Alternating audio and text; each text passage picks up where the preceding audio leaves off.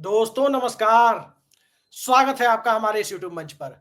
दोस्तों, जिस प्रकार की परिस्थितियां पूरे देश में बनी हुई है और उन परिस्थितियों को यदि मौजूदा दौर में सत्ता की मजबूरी या सत्ता की ताकत दोनों ही तराजू पर तौलने की कोशिश करें तो एक बात साफ दिखती है। जो बात साफ दिखती है वो यही दिखती है कि अब 2014 से 24 के बीच के एकला चलो रे की नीति अब खत्म हो चली है। अब बहुमत वाली सरकारों का जमाना नहीं है, बल्कि अब देश 1989 से 2014 के 25 सालों के उस दौर में पिछले साल दोबारा वापसी कर गया या वापसी की झलक दिखा दिया, जिसे गठबंधन या न्यूनतम साझा कार्यक्रम के आधार पर चलने वाली सरकारों का दौर कहते थे। लेकिन ये गठबंधन की सरकार तो है, 400 पार का नारा बुरी तरह से फ्लॉप हो गया और उसके बाद 272 जो साधारण बहुमत का आंकड़ा है, जब मौजूदा मोदी सरकार वो भी नहीं छू सकी, तो उसके बाद ये तय हो चला कि अब संसद में सांसदों की चलेगी। अब संसद में सहयोगी दलों का बोलबाला होगा और अब संसद में कम से कम लोकतांत्रिक तरीके से विधेयक पेश किए जाएंगे और लोकतांत्रिक तरीके से सरकार आगे बढ़ेगी। लेकिन मौजूदा सरकार की रवायत और उस सरकार का काम करने का ढर्रा इस प्रकार से दिखता रहा है, जिसमें चाहे बहुमत हो या अल्पमत हो, तरीका तो वही अपनाएंगे। और जब तरीका तो वही अपनाएंगे वाली स्थिति है, तो सत्र दर सत्र सरकार को घसीटे जाने की स्थितियां बन रही है। 9 जून 2024 को नरेंद्र मोदी तीसरी बार प्रधानमंत्री बने, लेकिन पहली बार बहुमत के नहीं बल्कि बैसाखियों पर टिकी हुई सरकार के प्रधानमंत्री बने। और जब बैसाखियों पर टिकी हुई सरकार के प्रधानमंत्री बने, तो उसके बाद चाहे पिछले साल का मानसून सत्र हो, पिछले साल का शीतकालीन सत्र हो, या फिर 2025 का बजट सत्र हो, या नई सरकार के आने के बाद जो चौथा सत्र अभी शुरू होने वाला है कल से, मानसून सत्र, वो मानसून सत्र हो, सरकार की कम से कम वो परिस्थिति आप दिखाई नहीं देती जो पहले दिखाई देती थी। लेकिन कल जिस प्रकार से सत्र के हंगामा खेज होने की उम्मीद है, जिस प्रकार से 21 जुलाई से लेकर 12 अगस्त के बीच की समय सीमा में जो मानसून सत्र बुलाया गया है, उस मानसून सत्र में यूं तो 17 बिलों को सरकार पास कराने की तैयारी में है,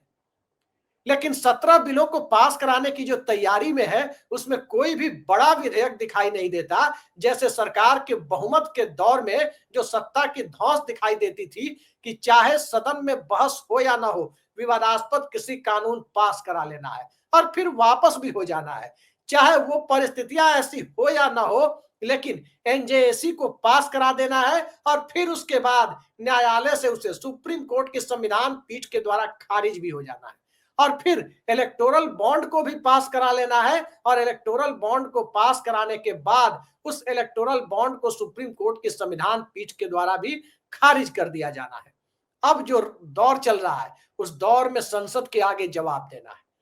कई सारे महत्वपूर्ण मसलों का जवाब देना है। खासकर पहलगाम हमले के बाद की परिस्थितियां और पहलगाम हमले के बाद की परिस्थितियों की तुलना यदि मौजूदा दौर की उस परिस्थिति से करें जिसमें अमेरिका के राष्ट्रपति डोनाल्ड ट्रंप 24 बार यह दावा कर चुके कि भारत और पाकिस्तान के बीच ट्रेड डील की धमकी देकर उन्होंने जिस प्रकार से सीज फायर कराया, उस पर अब तक नरेंद्र मोदी सरकार डोनाल्ड ट्रंप के दावे का प्रतिकार करने की स्थिति में नहीं पहुंच पाई है, वो उसको खंडन करने की स्थिति में नहीं पहुंच पाई। और ध्यान रखिए, दुनिया का सबसे बड़ा लोकतंत्र यदि अमेरिका के राष्ट्रपति के सामने उनके दावे का खंडन करने की स्थिति में ना जाए, तो इसका सीधा मतलब यह निकलता है कि जो डोनाल्ड ट्रंप कह रहे हैं निश्चित तौर पर उसमें सच्चाई है और भारत पाकिस्तान का मसला, जो भारत हमेशा से द्विपक्षीय मसला बताता रहा है, उस द्विपक्षीय मसले को अब द्विपक्षीय नहीं माना जाएगा। अंतरराष्ट्रीय छवि भारत की ऐसी ही बनी हुई है। भारत के विदेश मंत्री चौतरफा फेल होते रहे। शशि थरूर और विपक्षी सांसदों का प्रतिनिधिमंडल पूरी दुनिया में भेजे जाने की नौबत आ रही है और इन सब के बीच 5 विमानों के 5 फाइटर जेट के गिरने का जो दावा डोनाल्ड ट्रंप ने करके सनसनी मचा दी, उसके बाद की परिस्थितियों में कल से शुरू होने वाला संसद सत्र और सरकार उस पर जवाब कैसे देगी, ये सवाल जितना महत्वपूर्ण है, शायद उस सवाल की महत्ता को मौजूदा दौर में प्रधानमंत्री नरेंद्र मोदी खुद ही या तो स्वीकार नहीं कर पा रहे या सवालों से भागने की परिस्थितियों में दिखाई दे रहे हैं। तभी संसद सत्र शुरू होने के दरमियान 23 जुलाई से 26 जुलाई के बीच प्रधानमंत्री मोदी ने यूनाइटेड किंगडम और मालदीव के दौरे पर जाना स्वीकार कर लिया। आखिर सदन से भागने की ऐसी नौबत क्यों? आखिर सदन का सामना करने और सदन में जवाब देने से पिंड छुड़ाने की परिस्थितियों को क्यों पैदा किया जा रहा है? क्या भारतीय जनता पार्टी अंदर से जो घिरी हुई है, पार्टी के अंदरूनी मसलों पर, मसलन राष्ट्रीय अध्यक्ष का मसला और उत्तर प्रदेश के मुख्यमंत्री का मसला जिस ढंग से उलझा हुआ है, उन परिस्थितियों में अगर राजनीतिक तौर पर लोकतंत्र की सबसे बड़ी निशानी यानी वोटर की निष्पक्ष भागीदारी यदि एसआईआर के माध्यम से सवालों के घेरे में दिखने लगे और सुप्रीम कोर्ट में यह मामला पहुंच जाए, तो आप अंदाजा लगा सकते हैं कि सत्ता पक्ष की भूमिका इस संसद में कितनी कमजोर रहने वाली है। लेकिन कल से जो सत्र है उसमें सवाल सिर्फ ऑपरेशन सिंदूर या डोनाल्ड ट्रंप के दावे तक ही नहीं है, सवाल सिर्फ एसआईआर तक ही नहीं है, सवाल सिर्फ फाइटर जेट के गिरने या नहीं गिरने का नहीं है, सवाल तो जम्मू कश्मीर के उपराज्यपाल के बयान को लेकर भी है, जिसके बाद कश्मीर के अंदर किस प्रकार से शासन चलाया जा रहा है और उस शासन व्यवस्था के दौर में कश्मीर के मुख्यमंत्री को जो वो कह रहे हैं कि उन्हें नजरबंद कर दिया गया था, ये हालात जब बने हुए हैं तब तो जनता के बीच ये जवाब देना होगा कि कहा गया कि कश्मीर को स्टेटहुड वापस कर देंगे, उसका क्या हुआ? और इन सब के बीच गठबंधन सहयोगियों के बीच से जब चुनाव आयोग की मंशा पर चंद्रबाबू नायडू सवाल उठाते दिखे, चंद्रबाबू नायडू ये कहते हुए दिखे कि एसआईआर की प्रक्रिया की जांच सीएजी करे, यानी एक संवैधानिक संस्था चुनाव आयोग जो काम कर रहा है उस पर सरकार के सहयोगी दल चंद्रबाबू नायडू और उनकी टीडीपी को भी एतबार नहीं है। तो इससे आप अंदाजा लगा सकते हैं कि मौजूदा दौर में सत्ता का इकबाल क्या है और सत्ता के इकबाल ने संवैधानिक संस्थानों के इकबाल को कितनी चोट पहुंचाई। सहयोगी दल भरोसा नहीं कर रहा तो फिर विपक्ष कैसे भरोसा करेगा? स्वाभाविक है, कल से शुरू हो रहा संसद का सत्र सत्ता को सवालों का जवाब देने से भागने नहीं देगा, और जब भागने नहीं देगा तो सवाल यह भी उठता है कि आखिर सरकार इन सवालों पर जब घिरी हुई है तो क्या प्रधानमंत्री को विदेश जाना चाहिए? चुनाव आयुक्तों की नियुक्ति का मसला जिस प्रकार से चीफ जस्टिस को बाहर करके सरकार ने एक मंत्री को बढ़ाया उनकी जगह, और जब मंत्री को बढ़ा दिया और उसके बाद 2-1 का बहुमत अपने पक्ष में कर लिया, उसके बाद तो ये तय हो चला था कि सत्ता कम से कम संवैधानिक संस्थाओं को अपने नियंत्रण में रखना चाहती है। और सत्ता जब संवैधानिक संस्थाओं को नियंत्रण में रखना चाहती है तो मत भूलिए कि 28 जुलाई को एक बार फिर से सुनवाई है एसआईआर के मुद्दे पर कि सुप्रीम कोर्ट के कहने के बावजूद, सुप्रीम कोर्ट की इच्छा के बावजूद अब तक ज्ञानेश कुमार के आयोग ने नोटिफिकेशन क्यों नहीं निकाला कि आधार कार्ड, एपिक कार्ड यानी वोटर कार्ड और राशन कार्ड ये तीनों जरूरी होंगे।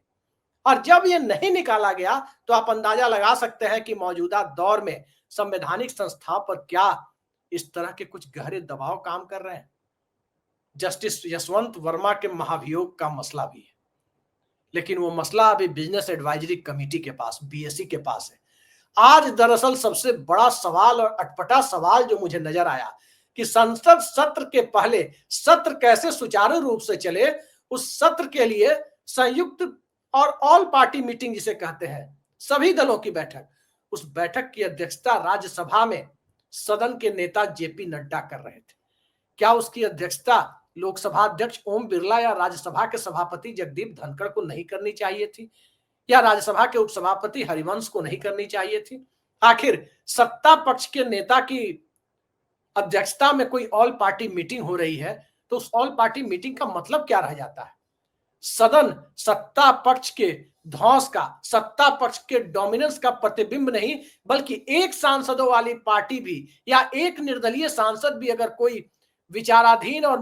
महत्वपूर्ण सवाल उठाना चाहता है तो उस सवाल से राष्ट्र को अवगत कराने का और देश के द्वारा, संसद के द्वारा जो एक तरह से जन भावनाओं का प्रतिबिंब कही जाती है, वहां पर उस सवाल का रिड्रेसल या उसका जवाब दिए जाने के लिए सबसे बड़ा प्लेटफॉर्म माना जाता है। लेकिन उस प्लेटफॉर्म पर क्या एक बार फिर सांसदों के द्वारा और खासकर भाजपा के सांसदों के द्वारा मोदी मोदी के नारे लगाए जाएंगे, या उस प्लेटफॉर्म पर अंततः वही होगा जो संसदीय व्यवस्था में वेस्टमिंस्टर मॉडल से लेकर भारत के अंदर तक रही है? नरेंद्र मोदी घिरते जा रहे हैं, ये बात सच है। सवाल मौजूदा दौर में सरकार को लेकर है और सरकार कैसे फंस रही है दोस्तों, जरा इसे देखने की कोशिश करें तो सिर्फ ये एसआईआर का मुद्दा या ऑपरेशन सिंदूर या ट्रंप के दावे जैसा मसला नहीं है, 8वें वेतन आयोग का मसला भी सामने आ रहा है। और इन सब के अलावा जिस तरह से वन नेशन वन इलेक्शन पर यह सरकार आगे बढ़ना चाहती है, उसे पारित कराने लायक बहुमत नहीं है। 18,000 पन्नों की रिपोर्ट सरकार दे चुकी है, तो उस रिपोर्ट का भी आखिर मतलब क्या रह जाता है, जब सरकार उस बिल को पेश कराने के लिए भी पिछले सदन में वोटिंग की हद तक जाने की नौबत आ गई थी। अब मौजूदा दौर में सरकार को सरकार राज कहा जाना ज्यादा उचित प्रतीत होता है, क्योंकि सरकार कहीं ना कहीं सत्ता पक्ष की अपना एजेंडा, वो एजेंडा जो चाहे भारत के संविधान से टकराता हुआ दिखे, चाहे उस पर सुप्रीम कोर्ट को संविधान पीठ बनानी पड़े, चाहे वो संघीय ढांचे से टकराता हुआ दिखे, चाहे वो धर्मनिरपेक्ष स्वरूप का मखौल उड़ाता हुआ दिखे, कहीं ना कहीं ये एक ऐसे मॉडल के रूप में इस देश को परिणत किया जा चुका है जिस मॉडल के रूप में संविधान इसको परिणत करने की इजाजत नहीं देता। नायरा कंपनी भारत की कंपनी है। सवाल तो यह भी उठेगा कि आखिर नायरा कंपनी पर जो प्रतिबंध लगा, उस प्रतिबंध का मतलब क्या है? प्रतिबंध क्यों लगाया गया? क्योंकि वो कंपनी रूस से तेल खरीदती है, भारतीय कंपनी है, और फिर उसको क्रूड ऑयल खरीद कर और फिर उसको रिफाइन करके दूसरे देशों को बेचती है। आखिर प्रतिबंध क्यों लगा? रिलायंस भी तो तेल खरीदती है, दूसरी कंपनियां भी तो खरीदती है। क्या आगे नंबर रिलायंस का है? क्या आगे नंबर मुकेश अंबानी की कंपनी का है? या क्या आगे नंबर टैरिफ के बोझ तले दबाने की जो कोशिशें हैं और उसके बदले में कोई बड़ी डील हासिल करने की कोशिशें हैं? उन सारे सवालों पर संसद के अंदर स्वाभाविक है कि इस बार सरकार को से सवाल पूछा जाएगा, और सवाल पूछा जाएगा तो सत्ता पक्ष घिरता हुआ नजर आएगा। तो क्या सवालों से घिरने के बाद संसद में भी सत्ता पक्ष वही करेगा जो उत्तर प्रदेश के ऊर्जा मंत्री बिजली सप्लाई के मुद्दे पर जनता द्वारा सवाल पूछे जाने पर करते हैं, जब वो कहते हैं जय श्री राम और बचकर निकल जाते हैं? संसद बचकर निकलने का माध्यम नहीं है। बहुमत के दौर में बचकर निकलने का रास्ता मुहैया हो जाता है, लेकिन अल्पमत के दौर में और गठबंधन सरकारों के दौर में बचकर निकलने का रास्ता मिलेगा, गुंजाइश तो कम दिखती है, लेकिन रास्ता बना दिया जाए तो कम से कम लोकतंत्र इस रास्ते को तो स्वीकार नहीं करता। इतना जरूर है कि आने वाला वक्त, आने वाले 21 दिन इस बात के लिए इस देश के इतिहास में हमेशा याद रखे जाएंगे कि जब ज्वलंत सवालों पर देश में विमर्श चल रहा हो, चाहे वोटर लिस्ट के स्पेशल रिवीजन का मसला हो, चाहे सीमाओं की सुरक्षा का मसला हो, चाहे मैन्युफैक्चरिंग सेक्टर के घटने का मुद्दा हो, चाहे राहुल गांधी जो सामाजिक न्याय का मुद्दा उठा रहे हैं, उस मुद्दे के आश्रय इस देश में नए स्तर की राजनीति को सांप्रदायिकता से दूर ले जाकर के बिल्कुल सामाजिक भागीदारी के एक ऐसे मुद्दे को सामने लाने की जरूरत पर कांग्रेस पार्टी बल दे रही है, जिससे भारतीय जनता पार्टी और उसके फंडामेंटल से दूर दूर तक जाते हैं। क्योंकि जब भी सामाजिक न्याय की बात होती है तो धर्म की जगह जाति ऊपर आती है, जब भी जाति ऊपर आती है, जाति का विमर्श ऊपर आता है, तो ये देश गठबंधन के दौर में जाता है। और जब भी देश गठबंधन के दौर में जाता है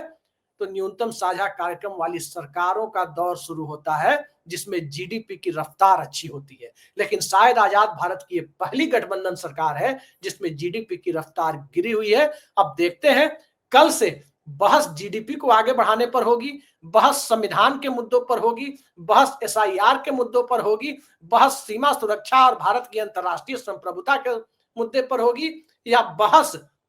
कहीं ना कहीं एक बार फिर से उस सांप्रदायिक नैरेटिव में लाकर छोड़ दी जाएगी, या कोई नया सांप्रदायिक चैप्टर का सिलेबस तैयार करके कल सुबह होने के पहले मार्केट में दौड़ा दिया जाएगा, जिस पर गोदी चैनल सुबह शाम अपनी बहस को आगे बढ़ाने के लिए तत्पर दिखेंगे। संसद गोदी चैनलों से नहीं चलती, लेकिन गोदी चैनल संसद की बहस की आमतौर पर उपेक्षा जरूर करते हैं। शायद इस बार वो नौबत ना आए, देखते हैं आगे क्या होता है। आज के लिए इतना ही, नमस्कार।